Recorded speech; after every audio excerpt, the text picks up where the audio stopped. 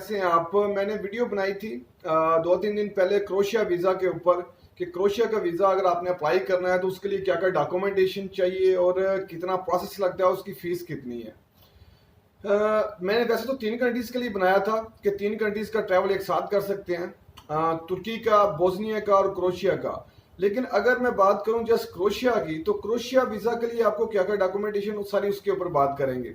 सबसे पहले तो मैं बता दूंगा कि जो क्रोशिया है वो क्रोशिया, उसकी एक साइड पे बोस्निया लगता है और दूसरी साइड पे स्लोवेनिया और दूसरी शेंगन कंट्रीज आपको पता है उनका।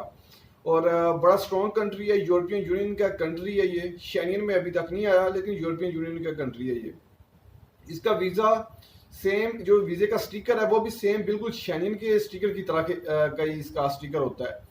जिन लोगों की तो ऑलरेडी ट्रैवल हिस्ट्री पहले है, वो लोग अगर वो क्रोशिया का वीज़ा अप्लाई करते हैं तो ठीक है, अच्छी बात है।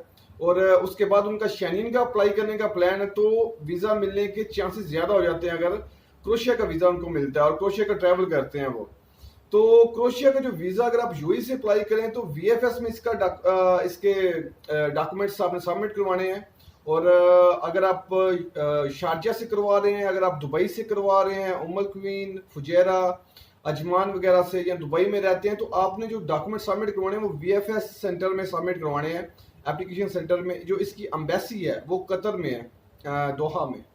बाकी इसके डॉक्यूमेंट्स आपने वहां पे सबमिट करवाने हैं। डॉक्यूमेंटेशन की बात करूं तो आपने जितने आपके टाइल्स के डॉक्यूमेंट्स हैं वो सारे इसके साथ अटैच करने हैं। सबसे पहले सॉरी, जो इसकी एप्लीकेशन है वो एप्लीकेशन इसकी 3 पेज की एप्लीकेशन होगी। वो आप पीडीएफ की फाइल डाउनलोड कर सकते हैं, इंटरनेट के ऊपर से डाउनलोड करें, उसको फिलअप करना है। सबसे पहले आपने क्या करना है, आपने होटल बुकिंग और फ्लाइट रिजर्वेशन। होटल बुकिंग की मैं बात करूं, इसके लिए आप जो पाकिस्तानी सिटीजन है या इंडियन है या बांग्लादेशी नेशनल है, वो लोग जब वीजा अप्लाई करेंगे तो इसके साथ उन लोगों ने क्या करना है कि पेड होटल वाउचर अटैच करना है। अब पेड होटल वाउचर कैसे मंगवाएंगे? जो पेड होटल वाउचर है वो आपने कैसे मंगवाना है कि जो वहां पे होटल है वहां पे होटल देखें कि आपने कितने नाइट स्टे करनी है, 4 नाइट्स, 5 नाइट्स, जितने भी नाइट स्टे करनी है उतनी नाइट्स का होटल वहां पे बुक करना है। देखें वहां पे उनका नंबर देखें, booking.com पे जाएं, होटल पहले चूज करें, जो चीप आपको लगता है 3 स्टार होटल रखें। आपने क्या करना है कि इस चीज का हाथ से रखना है कि आप एक तो हॉस्टल की बुकिंग, एक तो सिचुएशन ठीक नहीं है, दूसरी आपने अपॉइंटमेंट की बुक नहीं करना। आपने 3 स्टार होटल या 4 स्टार या 5 स्टार होटल अपनी सैलरी के लिहाज से, अपने जो स्टेटस है आपका वीजे का उस लिहाज से आपने बुक करना है। ये ना हो कि आपकी सैलरी 3,000 दिरहम है और आपने 4 नाइट्स का वहां पे पे कर रहे हैं, 4,000 दिरहम पे कर रहे हैं। ऐसा नहीं होना चाहिए। उसके बाद आपने उस होटल वाले से कांटेक्ट करें और उसको बोले कि जी मैं अब पैसे पे करता हूँ आपको, मुझे पेड वाउचर चाहिए। जो पे मैं अगर पैसे पे करूंगा तो मुझे पेमेंट की इनवॉइस स्लिप भी चाहिए और दूसरा आपके होटल का पेड वाउचर चाहिए, कंफर्मेशन चाहिए और उसके ऊपर स्टैंप और साइन हो। तो ये चीज आपने वहां से मंगवानी है। उसके बाद फ्लाइट रिजर्वेशन, ये डमी भी चल जाएगी, लाइक जस्ट कंफर्म, इसके पेड नहीं होनी चाहिए। फ्लाइट रिजर्वेशन, उसके अलावा ट्रैवल इंश्योरेंस चाहिए आपकी। उसके अलावा आपकी एप्लीकेशन ऑलरेडी आपने फिलअप करनी है, बाद में फिलअप ये बाद में करनी है क्योंकि वहां पे आपने होटल का नाम मेंशन करना है, उसका फोन नंबर, उसकी ईमेल वगैरह।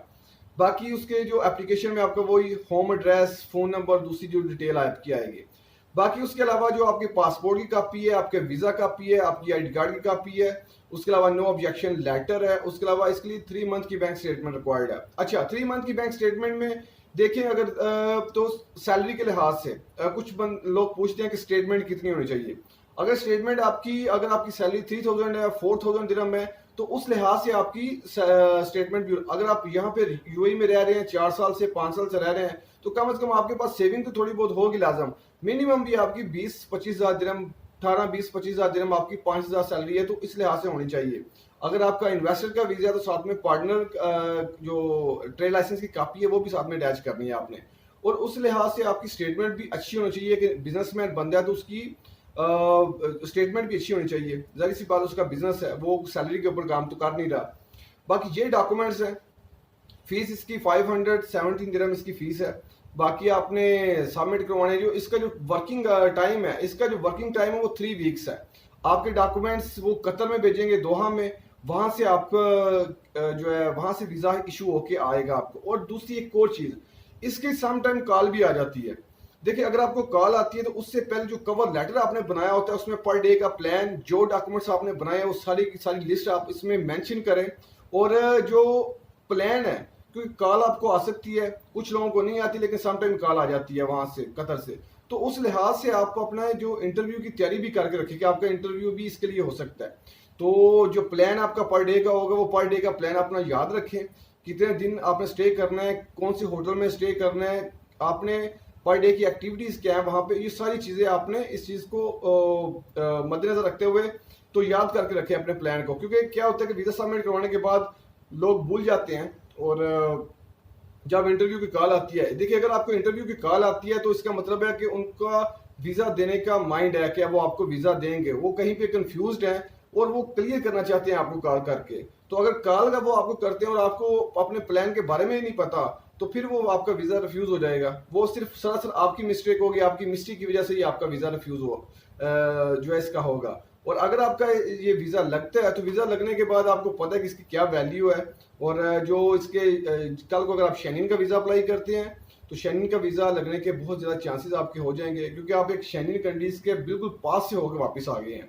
तो टाइम ड्यूरेशन भी इसका काम है, सिर्फ मेन आता है होटल। और होटल वो चूज करें अगर आप पैसे पे भी करते हैं उनको, तो 1 नाइट्स का पैसे काटने के बाद वो आपका पैसे रिटर्न बाय चांस अगर आपका वीजा रिफ्यूज हो जाता है तो ये अगर आप जो लोग क्रोशिया का वीजा अप्लाई करते हैं, क्रोशिया क्योंकि ओपन है और उसका वीजा अप्लाई कर सकते हैं ट्रैवल हिस्ट्री के लिए। कुछ लोग जाना चाहते हैं, कुछ लोग वैसे टूरिज्म के लिए जाना चाहते हैं, ऑलरेडी ट्रैवल हिस्ट्री उनकी है, तो अच्छा कंट्री है क्रोशिया, तो आप अप्लाई कर सकते हैं। तो इंशाल्लाह मिलते हैं अगली वीडियो में।